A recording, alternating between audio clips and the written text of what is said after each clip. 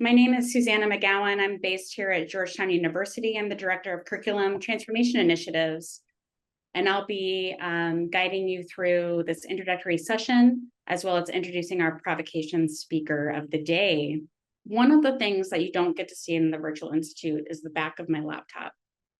And this is a sticker that I have on the back of my laptop that says, "It matters so much that you are here." And this is a message that extends to all of you today. It matters so much that you are here. This is also a message that we're trying to embed in the work that we're doing together this week.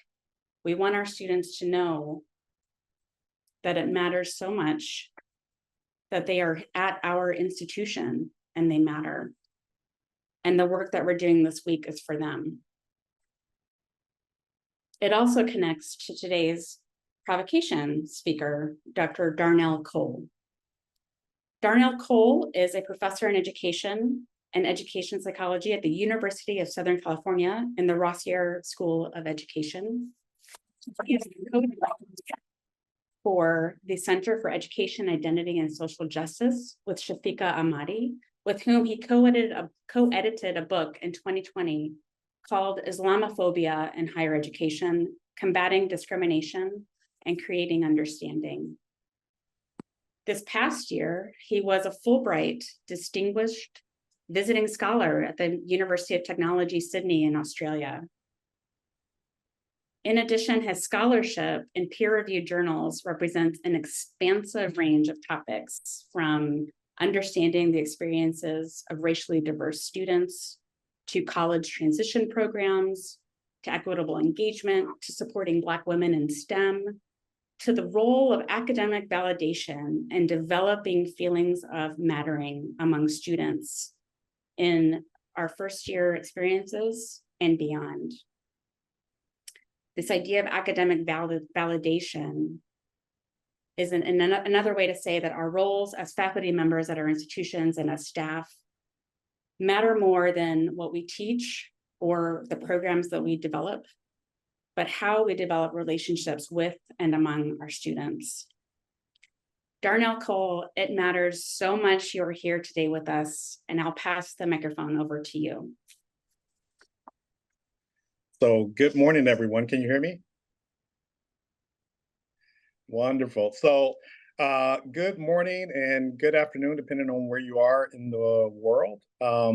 I am so honored and privileged to be with you today and to have you take an hour of your time to engage with me, hopefully around this interesting idea of rethinking sense of belonging and the various roles and opportunities that you are taking on through this institute, through the work you have together in teams. I hope that you will walk away in ways that have you reconsider and reconstruct how you hope to improve and enrich the lives of students through the experiences they have on your campuses, as well as thinking about the outcomes you want to accomplish, but also particularly thinking about how students thrive and are engaged in the process of the experiences they have on your campuses and universities.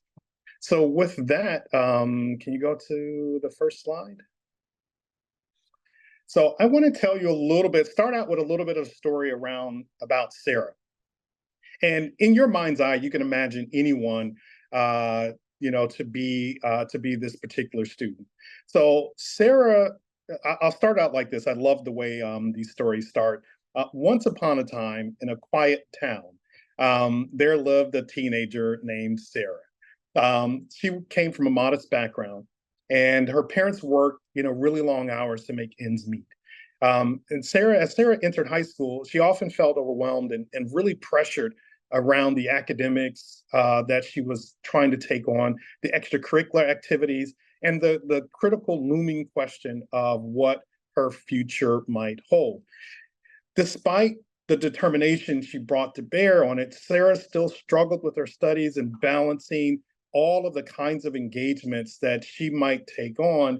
And it took a toll on her self-esteem. She felt like an outsider. She was watching her peers excel academically and socially, and there were elements of self-doubt that grew. And it kind of amplified when she started to apply to colleges, hoping to get into the best college, the most reasonably cost college, um, would provide her an opportunity, so she thought, to succeed and thrive. When she actually got in, she was accepted to a pre-college program. It was directed by Mr. Williams, who was a really dedicated individual, really sincere and authentic. And he really understood the importance of fostering a sense of belonging for students. And from the moment Sarah walked through the program's doors, Mr. Williams made her feel welcomed and valued. And so I'll start with the next slide, which is like a 1 to 2 minute activity, which will ask you to consider on your campus and in your context, what is sense of belonging? Why is it important for students? And why is it important for your institution?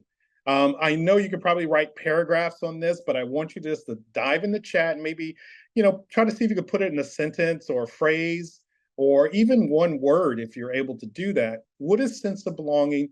Why is it important for students? And why is it important for the institution?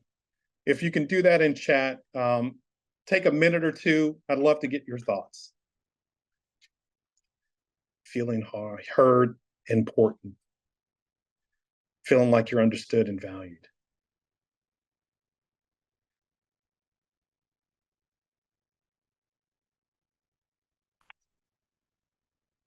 When students feel like they belong, yes, keep going. And please, everyone read these as they come in.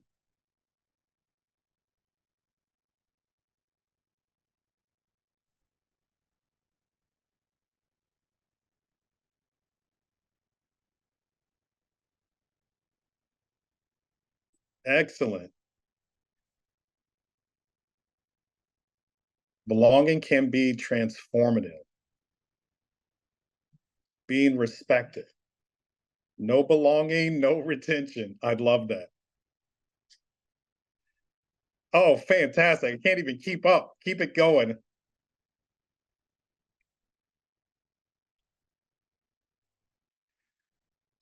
Okay, so take just another 10 seconds if anyone else wants to respond or wrap up the thought on that. Ooh, I'd love that. Belonging is mattering in action. Okay.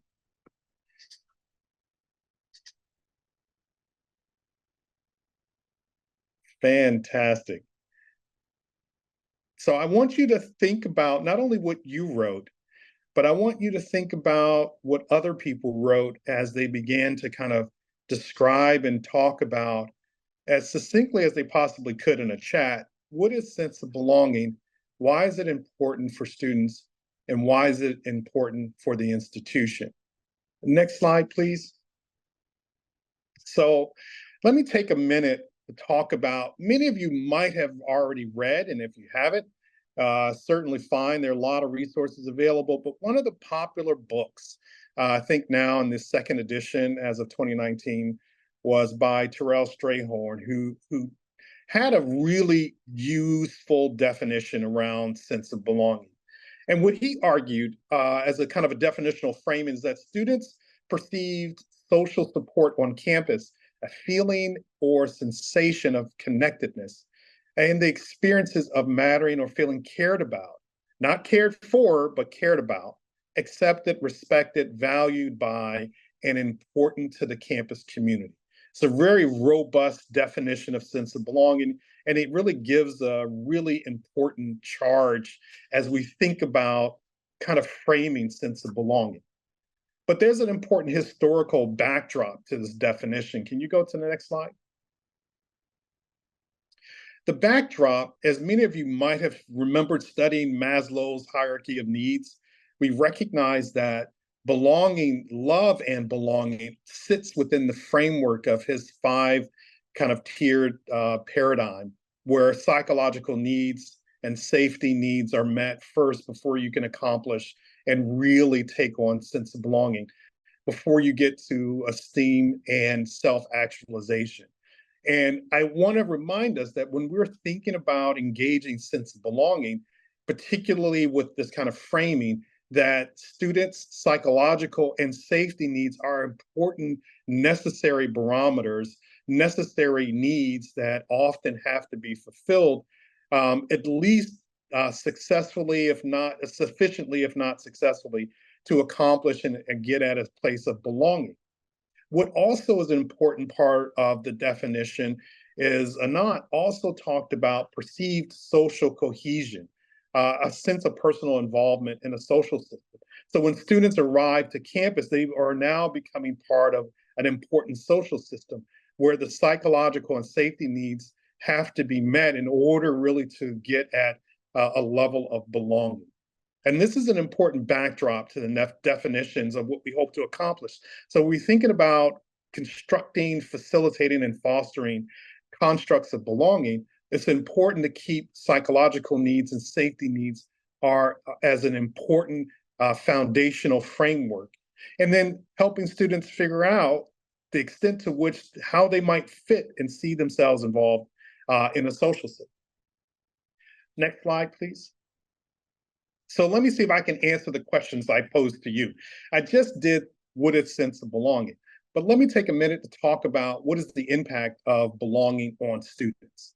We've recognized that through the literature, through the research literature, some of which I've conducted, as well as a number of colleagues and scholars across the country, have talked about when there is sense of belonging. And you can let me know if any of this is new or you disagree or you have questions when we get to the Q&A.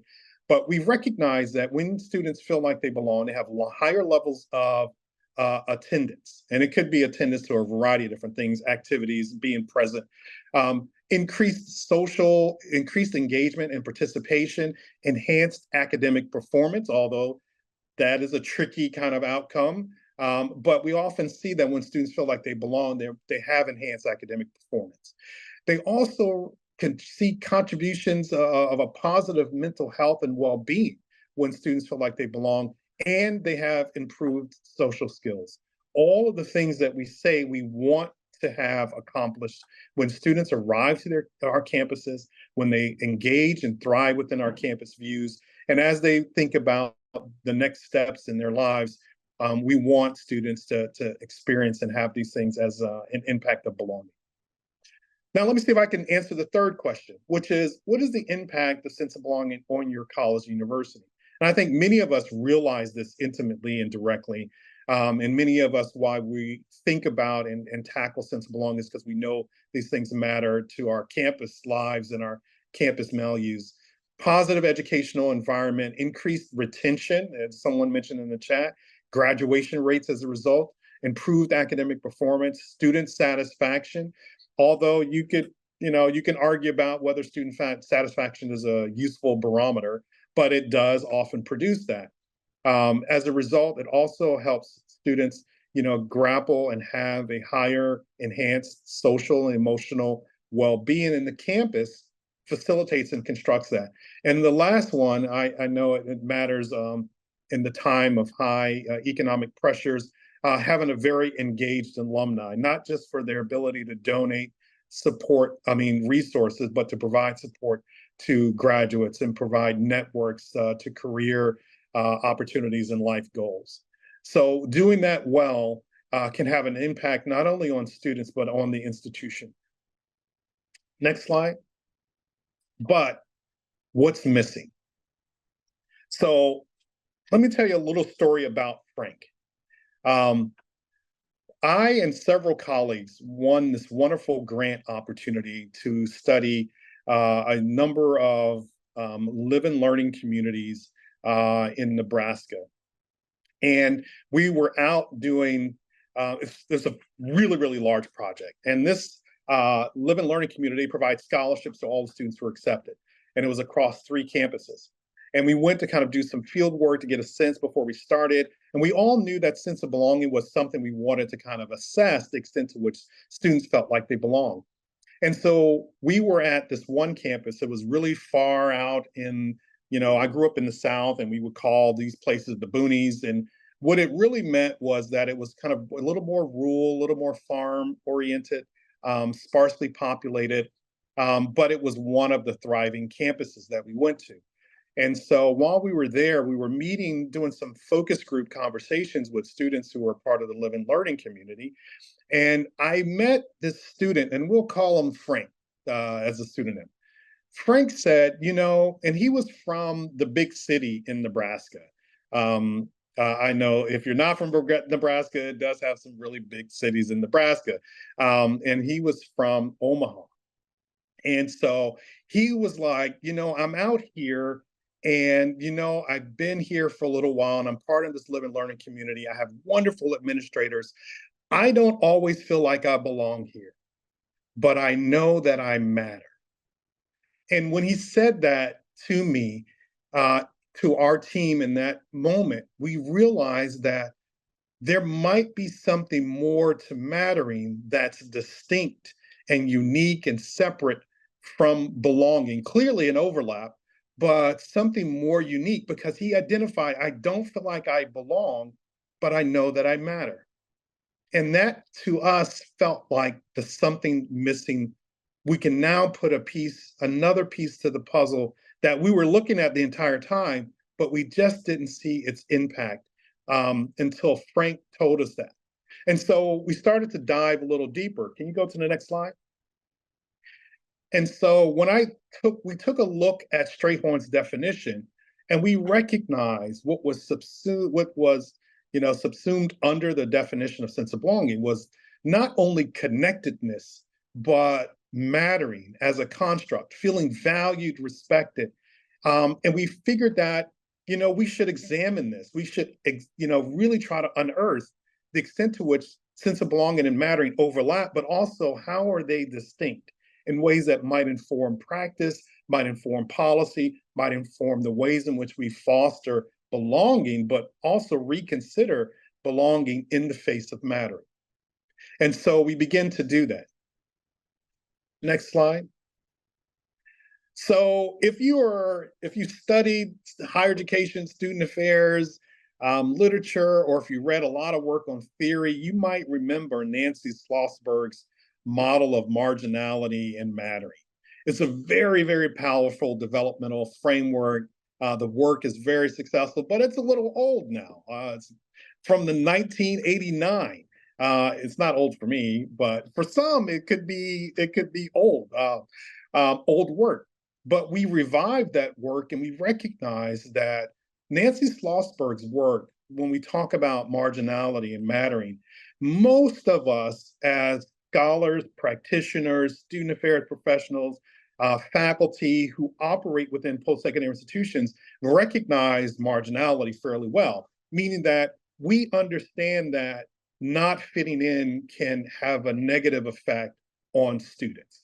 It could lead to depression, irritability, self-consciousness, and it can have other kind of effects on academic success and certainly thriving. So we recognize that. We also know that, feelings of marginality can really impact persistence and retention, and we tend to focus on that. But in the face of marginality, we forgot about mattering in ways that it's not always true we forgot about it, but how essential our work is with regard to mattering. And Nancy provides, Dr. Schlossberg provides a way for us to think about mattering in a useful, very tangible way. Provide one click for me. Okay, so what Dr. Schlossberg does is gives us these kind of 5 critical barometers for thinking about mattering. The first one is attention. Feeling that you are noticed. It's not just attention seeking, but it's being noticed. It's being identified for who you are as the individual in this space and time that you take in that environment. She also talks about the importance, meaning that feeling important is not simply an ego extension, which is the third part, but it's just knowing the belief that you're cared about and not cared for. If you remember some of Nell Notting's work and other scholars, but Nell Notting's really makes an important distinction about caring for and caring about. Caring for can be, patriarchal in very ways. It could be one-way types of communications, but being cared about allows a two-way kind of dialogue. And what that might mean is that the way in which a student wants to be cared about, they have voice, they have impact in the context of that relationship. And so the importance of and the belief of being cared about, whether staying at this institution or in this major or in this circumstance, is the best thing for the individual, not the best thing for the institution, is part of that discourse. The third one is ego extension, the feeling that someone will be proud of you, or will sympathize and maybe to some extent empathize with your failures, is number three. The fourth one is dependence, the feeling of feeling needed, meaning that your presence is needed. And then the fifth one is feeling that your efforts are appreciated, are valued by others, other important individuals within that environmental context. So these kind of five barometers, five dimensions of mattering are really important kind of frameworks to keep in mind when we're trying to understand how mattering and sense of belonging overlap, but also how mattering is distinct. Okay. So what does that look like in a simple definition? So what is belonging and how is it distinct from mattering?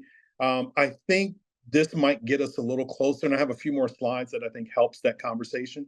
But belonging is the feeling of being accepted, valued, and included in a community. And it's one of the reasons why we have lots of micro communities within our educational framework, within our universities, pre-college programs, live and learning communities, EOPs, Utah programs, majors within majors, variety of organizations, student organizations. We have lots of micro communities that help foster and construct belonging. But mattering as a definition is the feeling that others depend on you, they're interested in you, and that they're concerned with your fate. So this is not a function of just peers, but also institutional agents. Staff, administrators, and faculty are really, really important in the constructs of mattering. The perception that one's presence and contributions can make a difference. And they're told that in ways that are not just, let me say, they're told that in very authentic ways. Okay, next slide. So let's take a minute and go back to Sarah's story briefly. I talked about Sarah and Mr. Williamson, who's kind of the director of the pre-college program. When she joined the program, still with some apprehension, she felt like an outsider, feeling like, how am I going to fit into this place? But the warmth and the community that Mr. Williams, cultivated began, and his consistency began to break down those emotional barriers. He introduced her to diverse groups with unique backgrounds, interests, and struggles. And she found for the first time that she was among peers who shared her academic challenges, but also shared some of her dreams. Mr. Williams ensured that everyone had a voice, encouraging open discussions, team building activities, group projects. And she discovered, Sarah did, that the perspectives and experiences mattered, that what she brought to the table mattered. And she began to open up, share her thoughts, develop meaningful connections. It was a place where she was not judged, but accepted for who she was and is becoming. When you think about, that's really important constructs around belonging. The important constructs around mattering is, I think, is captured in this part of Sarah's story, which is, it is about mattering. It is about Mr. Williams recognizing that each student is unique and that he actively sought to bring out their individual talents and strengths, meaning that he had to take time and focus on the individual student, not just on the group. And so he was able to identify Sarah's interest in creative writing. And even though she had some struggles with essays in the beginning, he encouraged her to write. He supported her creative process, celebrated her. And Sarah, for the first time, felt seen and acknowledged in an academic setting, but one that has really strong social and emotional supports. He was not just interested in her academic goals, but he was interested in her personal growth. And he guided Sarah in setting achievable goals, providing mentorship that helped her build a vision for the future. And so those are kind of the mattering constructs around Sarah's story. Go to the next slide. Thank you. So the role of our educational communities, our micro communities that exist within the university, it includes celebrating diversity, but not just in only the celebratory way, but it attends to addressing unconscious biases. It promotes respect for all backgrounds. And it is consistent and authentic in doing that. It is also guided by transparent expectations and goals, making them clear to students, clear within the environmental construct. And it encourages open dialogue and feedback. And of course, in today's time, you have to use digital platforms in many ways to communicate with our changing student demographic. The third one is that group activities and team building exercises encourage collaboration and peer support. And they have to be guided, structured, facilitated, and often not just by faculty and administrators, but mentorship programs, more senior students who can provide that kind of peer mentorship is also helpful. Highlighting students' particular accomplishments. Not everyone gets a trophy, but recognizing what the individual student brings in their contributions and how it folds into the larger space or environment or the organization. And then creating opportunities to showcase individual students' work. The fifth one is kind of involved in, allowing students to have meaningful voice means that you have to give a little bit of control to students to impact, to give feedback, to implement suggestions that they provide, and also create student-led objectives. Offering academic and personal support services are important, as well as fostering student transformation is a critical element. And those are the things that I think are really important with regard to our micro communities within universities, our organizations, and how we structure them in order to accomplish both mattering and sense of belonging.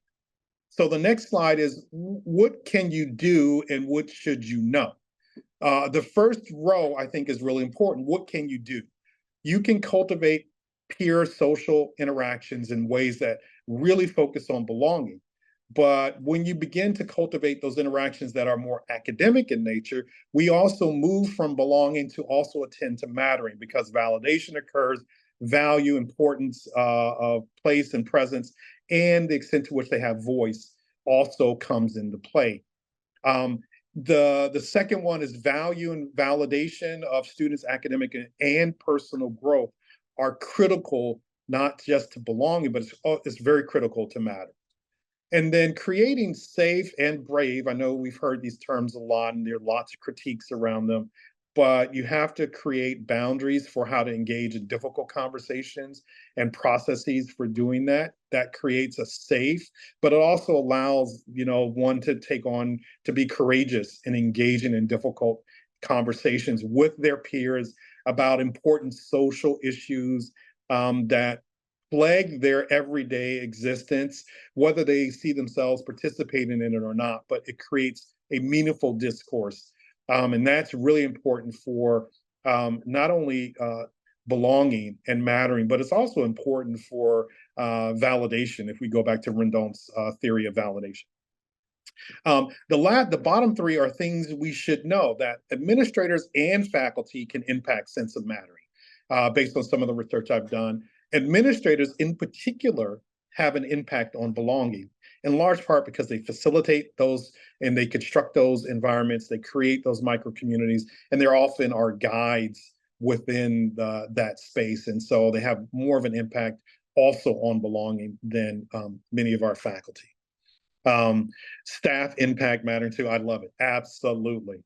No question about it. The research is very, very clear about that. And administrators should be proactive, and many of us do. We just don't always get the feedback that it's a good thing, but it is. It has a real substantive impact on programming, advising, mid-semester checks when students have to you go and talk to their faculty members about their performance and then come back and talk about it and show some progress and engagement around that. These are really critical activities that we know based on the research can have an impact on mattering and sense of belonging. How am I doing on time? You're doing great, Darnell. Okay. We have a couple slides left. Yes. So we're Okay. at 12:41 at the moment. Awesome. Yeah. Okay, so I want to spend a little bit of time because I know like we can construct a lot of activities, a lot of programs, a lot of processes, but we don't always know if we're accomplishing the goal beyond the anecdotal, the story like Sarah, the story like Frank. But one of the ways that these things are measured is that when you look at research on sense of belonging, many of the measures of sense of belonging are based on these questions, at least survey questions. I feel like an outsider. I make friends easily. I feel like I belong. I feel awkward and out of place. I feel lonely. I believe other students like me. These are often the kinds of questions that are used to measure sense of belonging. Now, I want you to contrast that with mattering. Look at the kinds of questions that are used to examine mattering. Sense of belonging is very egocentric. It's centric around the individual. It's identifying the extent to which the individual perceives and feels a particular way. Mattering also does that, but it also does something else, meaning that mattering is people are sad for me when I fail in something I set out to do, are generally supportive of my individual needs, seem happy about my accomplishments. And you can read on. Sense of belonging gives you a sense that it can often not just be peer-based. It can include some administrators and faculty in that belonging, but mattering is much more oriented towards the institutional agents and how they can interface and impact those important constructs that are used to measure mattering. If you click once or twice,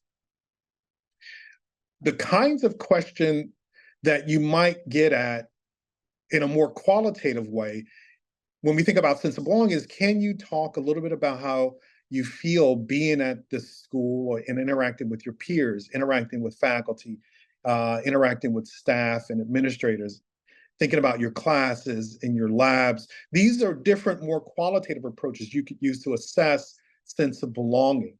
When you're trying to assess mattering, the question shifts a little bit. And it's really focused on, can you talk a little bit more about your school administrator and how they respond to the things not only they care about, but the things you care about. And you get a different sense about the extent to which not just belonging, but really the extent to which they matter to individuals who have power, presence, and impact within the institutional framing. Okay, next slide. So I have a little quick activity because I know when we do this, I can't be completely interactive because I don't have a lot of time, but I will share this with you. When we're thinking about constructing environments that are around belonging and mattering, as I have learned, and many of us have, when we get to our professional positions, sometimes we reflect on who students are.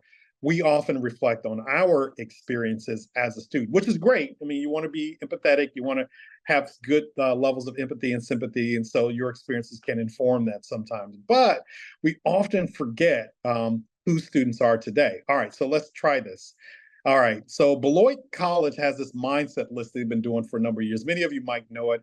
I used to be a professor at Marquette University in Milwaukee, Wisconsin, so I was very familiar with Beloit College and the mindset. So let's go through this. I think there are like maybe 5 or 6 bullets. Okay.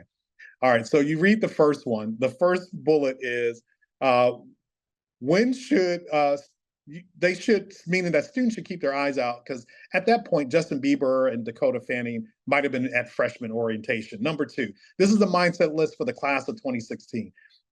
If they miss the Daily Show, they can always, get their news via YouTube. Number three, they've never seen an airplane ticket. And I had to really think about this. I was like, man, that's probably right. Number four, they can't picture, people actually carrying luggage through the airport rather than rolling it. Number five, their folks have never gazed with pride on a new set of bound encyclopedias. This is one of those pivotal things that my family had. Britannica, oh my God, we spent like $1,000 on Britannica encyclopedias and making payments for months. It was a big thing, but they've never done that. When we go to the next set, we see from 2016 that Marist College also has a mindset list. And let's see what these items are. And this is for the class of 2023. So when we think about that, the primary use of the phone has always been to take pictures. Now, you might argue that that's even shifted from 2023. Number two is, thumb drives, jump drive, like who uses those? USBs drives has always driven and pushed floppy disks further into history. Like most of the people then don't even know what a floppy disk is. Number three, and this is old. I have I have three children, two of whom are in college. My youngest is in middle school, but I have a rising junior and a rising sophomore, and we talk about this. Snapchat has always been their social media of choice, but that's clearly been usurped by TikTok. Number four, most of them will rent, not buy their textbooks. And we talk with our sons about that. Did you buy your book? No, we just rented it. And we didn't even rent it. We got it from a friend who rented it. Number five is YouTube has become the video version of Wikipedia. Is there a number six to this one? Okay. They have probably all been gaslighted and ghosted. So the point here is that when we think about how students are constructing their experiences around belonging, and when we want to engage the idea of mattering, we need to give students voice and space to talk about the things that are important to them. And this activity, this exercise is letting us see that who students are today and who they will be tomorrow, it changes over time. We grow, certainly, but who our students are also has an impact, and their voices matter. So when we think about constructing these environments, don't forget to use surveys and feedback as ways to inform what we do and to make data-informed decisions. And remember to allow students to have input into these processes.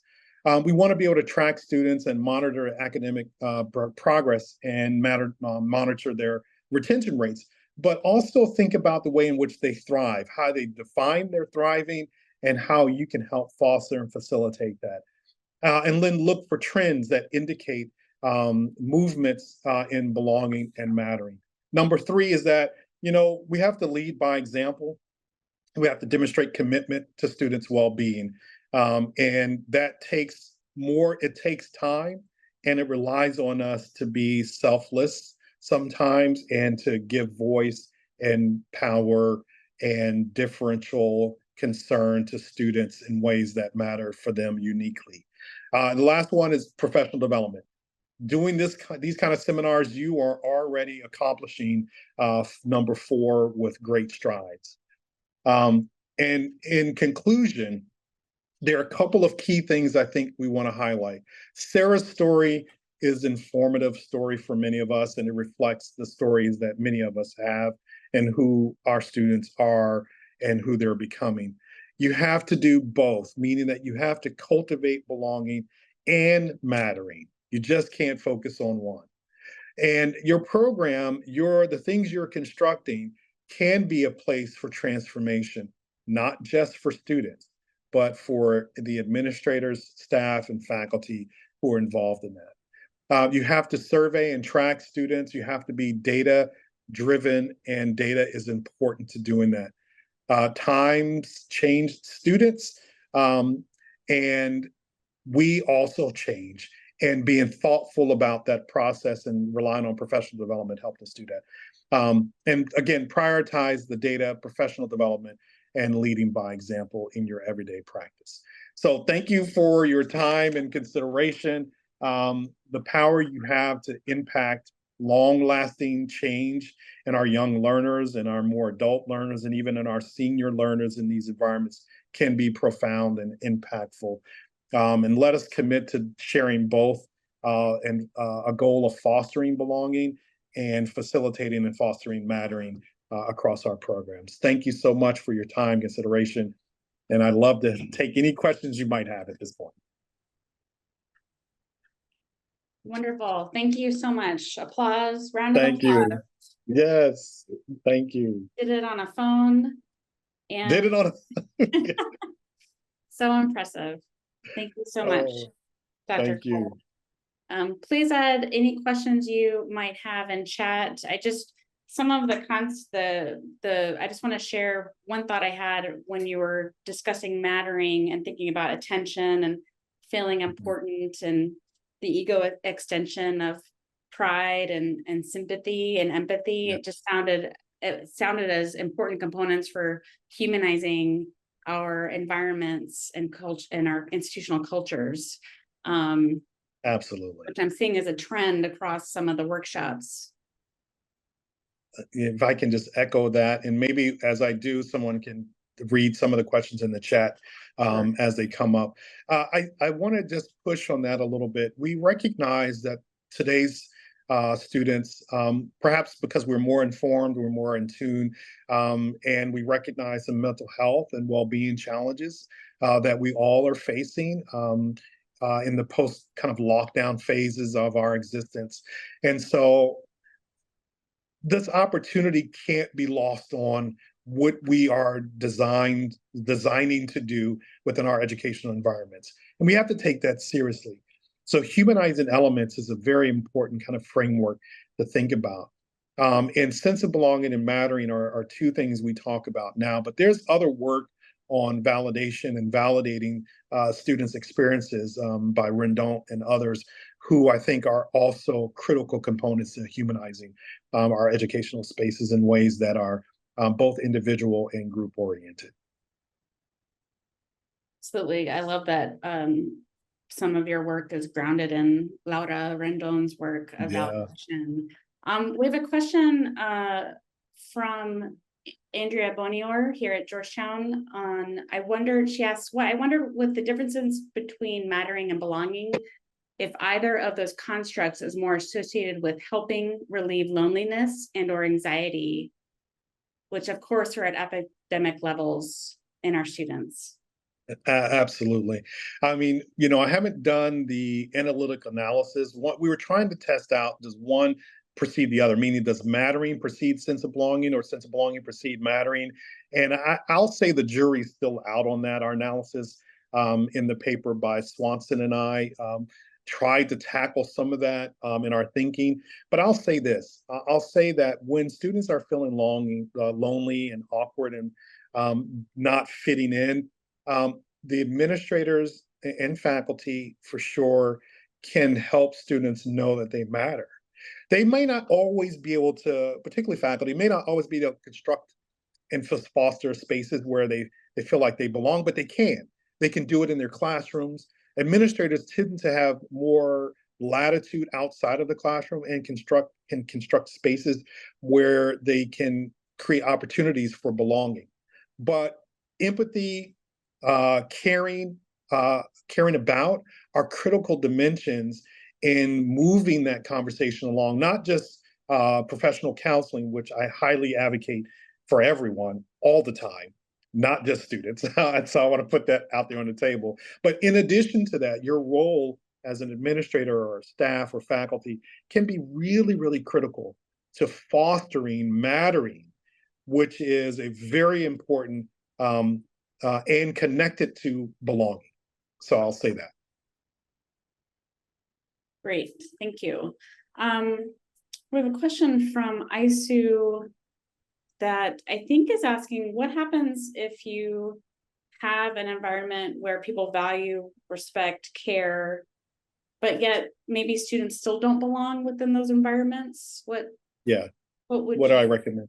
yeah, So this is where you let students co-create and co-lead activities, because what they're going to do is do it around things that interest them, um, things that drive how they're feeling. And your role, often as administrator or staff or faculty, is to provide a facilitation, a fostering mechanism around those student-led initiatives. And giving this also gives students voice, it values them, it respects them in ways that really matter, like not just you saying it, which is great, but decision making power, resources put behind that in ways that take on challenges. You'd be surprised, and I know many of you have great stories around that, where students just surprise you in the most profound ways. You just have to allow those opportunities in a very thoughtful, facilitative, fostering way to develop. thank you. We have another question asking, does an emphasis on mattering imply that we need faculty in the game even more than belonging, even though faculty are key to belonging too? And if mattering is not just about attitudes, but also pedagogy seen broadly, does students mattering depend on their thinking, their studies matter? Absolutely. It's another reason why faculty should be encouraged and pedagogy should be valued within the matrix of performance reviews and promotion in a very thoughtful way. Pedagogical practices matter in constructing mattering. We know some of the things already. Constructing and facilitating good group work, dyads and triad discussions in class, challenging content specific ideas in class. All of these kind of pedagogical facilitation processes are important for mattering and validating students' questions and struggles within the classroom context is an important pedagogical practice that can facilitate not only mattering, but actually academic performance in a very thoughtful and engaging way that leans into critical thinking skills.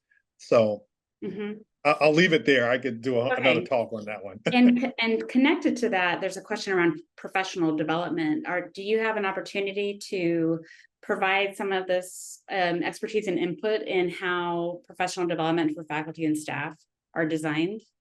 Yeah, absolutely. I actually was invited to do one within our own faculty and for a group who specializes in this. And we had a conversation about implicit bias and microaggressions with regard to constructing meaningful, thoughtful environments around sense of belonging and mattering. And these are colleagues who do this work and who engage it. And I talked with them. I'll give you one example because I know there are more questions that I had them think about the ways in which they construct mattering through their assignments, for example. If you know that students who are very good writers, this is mostly graduate students, are very good writers, they're going to perform well in writing.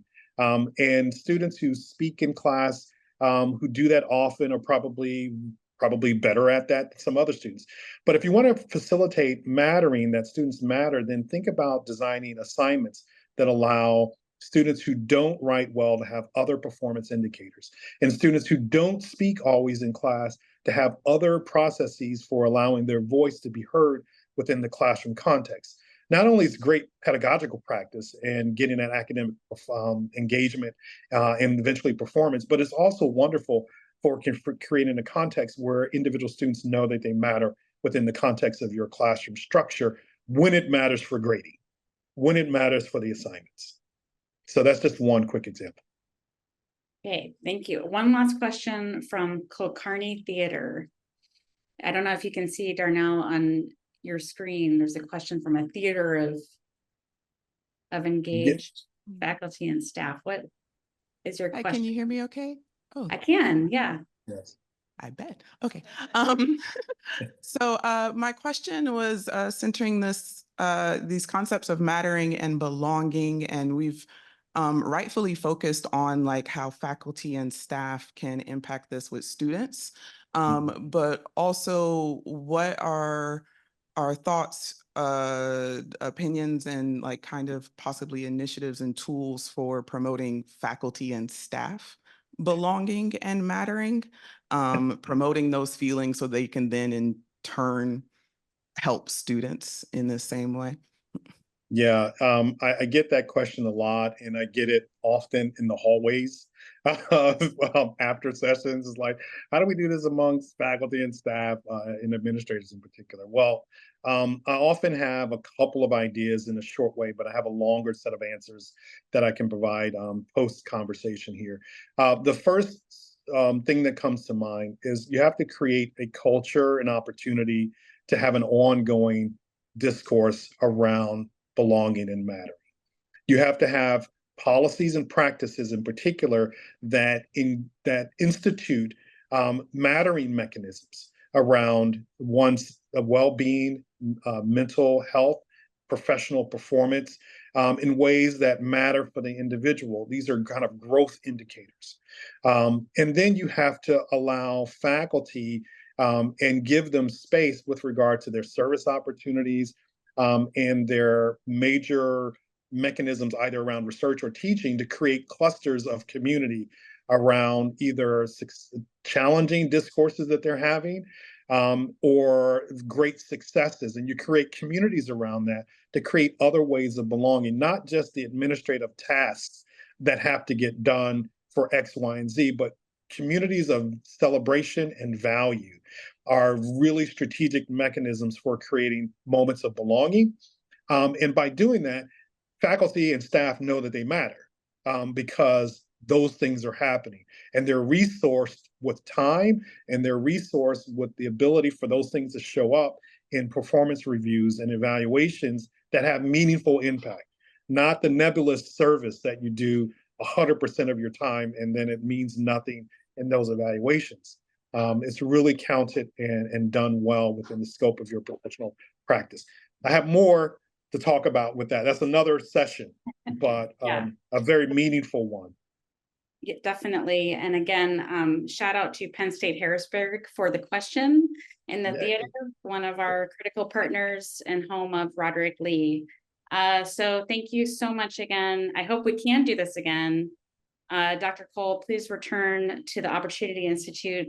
Thank you so much. Heidi put the link in the chat to the next sessions that are starting soon that really dovetail perfectly with this provocation. So thank you so much again, Darnell, Dr. Cole, really appreciate your time. Thank you so much. It was a pleasure to be here. And if you have questions, please reach out. I'd be more than happy to talk with you or email or back and forth. Thank you again for this wonderful opportunity. Thank you. Bye, everyone.